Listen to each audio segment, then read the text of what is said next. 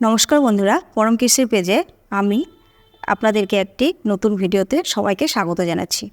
আজকের ভিডিও আমরা করব যেটা আমাদের কিন্তু বাচ্চাদের এবিসিডি নিয়ে অনেকগুলো ভিডিও অলরেডি হয়ে গেছে। তো আজকে আমরা এবিসিডির আরেকটা ভিডিও করব। সেটা হচ্ছে আমরা তো বাচ্চাদেরকে অলরেডি দেখিয়েছি যে ওরা এ বি বা সি ডি কীভাবে লিখবে, সেই ভিডিওগুলো আমরা অলরেডি করে ফেলেছি। প্রথমে ওরা standing line, salting line, sleeping line এগুলো করে ফেলেছে। তো আজকে যেটা আমরা করব, ওরা ওইভাবে যে লেটারগুলো লিখতে হয় সেগুলো কিন্তু ওরা অলরেডি করে ফেলেছে।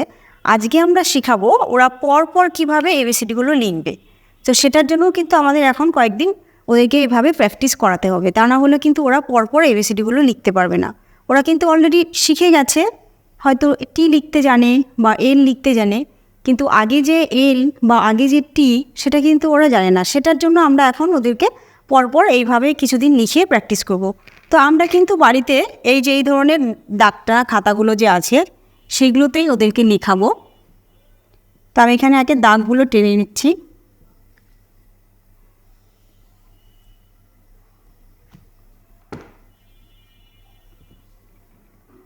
বাড়িতে যদি আমরা এইভাবে বাচ্চাদেরকে প্র্যাকটিস করাই নিজেরা, তাহলে কিন্তু ওরা খুব তাড়াতাড়ি শিখে যাবে। ওদেরকে নিয়ে একটু বসলেই ওরা এই লেখাগুলো শিখে যাবে, আর এইভাবে লেখাগুলো একটু তাড়াতাড়ি শিখে যাবে, প্লাস ওদের হাতের লেখাটাও বেশ সুন্দর হবে। তো আমরা যখন ওদেরকে এখন শেখাবো এখানে এ লিখতে, এটা যখন লিখবে আগে এখানে একটা ডট দিবে, তাহলে ওদের লেখাটা ভালো হবে। ডট দিয়ে ওকে বলতে হবে একটা রাইট স্যান্টিং লাইন, একটা লেফট স্যান্টিং লাইন। এবার তুমি মাঝখান থেকে পেটটাকে কেটে দাও। এখন এখান থেকেও মাঝ বরাবর পেটটাকে কাটবে একটা স্লিপিং লাইন দিয়ে। এটা হয়ে গেল এ।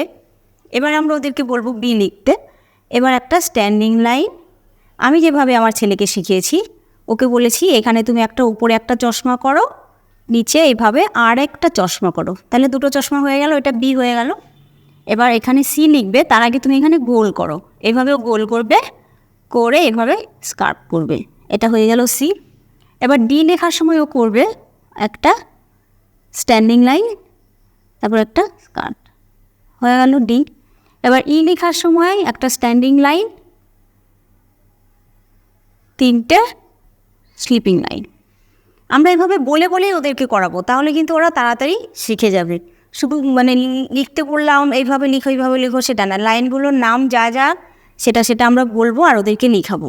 আর পারলে আমরা কিছু নিজেদের মতো করে কিছু ওয়ার্ড লেখার সময় ব্যবহার করতে পারি, তাহলে ওরা খুব তাড়াতাড়ি সেটা মনে করবে আর লিখতে পারবে। এবার লিখবে আই তো সহজ, একটা শুধু স্ট্যান্ডিং লাইন দিবে, একটু ভালো করার জন্য এখানে একটু স্লিপিং লাইন দিতে পারে ছোটো করে। এবার আমরা যেটাকে লিখবো, যেটাকে বলবো একটা স্লিপিং লাইন দিয়ে। আমরা যে ছাতাগুলো ব্যবহার করি, বিশেষ করে বাচ্চাদের ছাতাতে কিন্তু এইরকম থাকে, ওকে বলবো তোমার ছাতাতে যেরকম আছে সেরকম একটা দিয়ে দাও, তখন ওইভাবে দিবে। এবার হচ্ছে কেটাকে এইভাবে লিখবে স্ট্যান্ডিং লাইন, তারপরে এইদিকে একটা দিবে, এইখান থেকে একটা টানবে। এলটা হচ্ছে স্ট্যান্ডিং লাইন, একটা স্লিপিং লাইন। এম হচ্ছে দুটো এরকমভাবে স্ট্যান্ডিং লাইন দিবে, মাঝখানে একটা ডট দিবে, ডট দিয়ে এইখান থেকে এইখানে ডটে লাগাবে, আবার এখান থেকে এইখানে লাগাবে। এইভাবে কিছুদিন ডট দিয়ে লেখার পরে ও কিন্তু পরে অটোমেটিক এই ডটটা ছাড়াই লিখতে পারবে। আমার ছেলেকে কিছুদিন আমি ডট দিয়ে লিখিয়েছি, তারপরে ও এখন আর ডট দিয়ে লিখে না, এমটা এমনি লিখে ফেলে। তারপরে এনটা হচ্ছে এইভাবে দুটো স্ট্যান্ডিং লাইন দিবে, দিয়ে এখান থেকে একটা স্যাল্টিং লাইন দিবে, লেফট স্যাল্টিং লাইন। তারপরে ওটা হচ্ছে সার্কেল করবে এইভাবে। এবার পি যখন লিখবে, পি এইভাবে স্ট্যান্ডিং লাইন, তারপরে বলবো ওপরে একটা চশমা দাও, হয়ে গেল। কিউ যখন লিখবে, কিউ একটা সার্কেল করবে, জাস্ট এইভাবে সার্কেল করে ভেতর থেকে এইভাবে সোজা দাগ দিলেও হবে। আপাতত এইভাবেই লেখো, পরে বড় হয়ে ও যখন নিজে নিজে বুঝতে শিখবে তখন একটু না হয় স্টাইল করে লিখবে। এবার আরটাকে লিখতে বলবো ওকে এইভাবে স্ট্যান্ডিং লাইন, তারপরে এখানে একটা চশমা দিয়ে তুমি আবার এখান থেকে একটা স্যান্টিং লাইন করো ছোটো, আর হয়ে গেল। এবার এসটা কিন্তু লিখতে পারবে না, আমার ছেলে যখন এখনও লিখতে পারে না, ও বলবে মা লিখে দাও। তো আমি এইভাবে ওকে কী করি, এরকম করে শুরুতে আগে একটা ডট ডট করে দিয়ে দিই, ও এইভাবে ডটের ওপর দিয়ে হাতটা ঘুরিয়ে নেয়। এবার লিখবো আমরা টিটাকে দিব এইভাবে স্লিপিং লাইন, একটা দিব স্যাল্টিং, একটা স্লিপিং লাইন, একটা স্ট্যান্ডিং লাইন, হয়ে গেল টি। আমরা বাড়িতে কিন্তু মোটামুটি বাচ্চারা যদি স্কুলে ভর্তি হয়েও যায়, ওরা স্কুলে যেভাবে লিখছে লিখুক, আপনি স্কুলের রুটিনটা দেখুন, তাদের ওই স্কুলের রুটিন মতো ওদেরকে লেখা শিখান, বাড়িতে হোমওয়ার্ক যেটা দিবে সেটা করাতে পারেন। তার সঙ্গে সঙ্গে কিন্তু আপনি একটা নিজের মতো একটা রুটিন করেও বাচ্চাদেরকে পড়াতে পারেন। শুধু স্কুলের বই পড়ে কিন্তু বাচ্চা কিন্তু ভালো পড়তে বা লিখতে জানবে না, তার মধ্যে কিন্তু আপনাকে আপনার মতো করেও আরও করতে হবে, তবে কিন্তু বাচ্চা তাড়াতাড়ি আরও শিখবে। ওদের অনেক ধরনের একটু যদি আমরা চেষ্টা করি বই দিয়ে পড়াতে, তাহলে ওরা কিন্তু বেশি ইন্টারেস্ট পাবে। ওই একমাত্র শুধু স্কুলের বই দিয়ে যদি একই ধরনের বই দিয়ে আমরা ওদেরকে পড়াই, তাহলে কিন্তু ওরা বেশি পড়তে চাইবে না।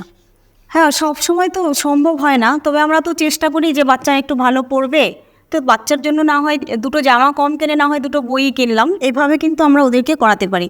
এবার টি হয়ে গেল, এবার হচ্ছে ইউটাকে এভাবে করে দিবে।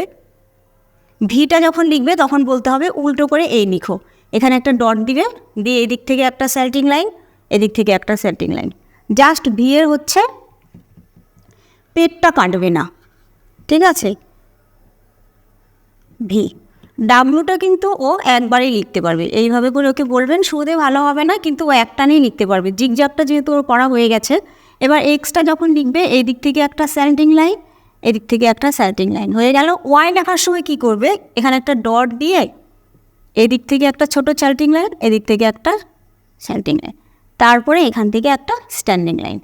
এবার জেড যখন লিখবে এখানে একটা স্লিপিং লাইন, এখানে একটা স্লিপিং লাইন, আর এদিক থেকে এইদিকে একটা স্যাল্টিং লাইন হয়ে গেল। এইভাবে যদি আমরা ওদেরকে ধরে ধরে লিখাই, তাহলে ওদের লেখাগুলোও ভালো হবে, প্লাস ওরা তাড়াতাড়ি কিন্তু লেখা শিখেও যাবে।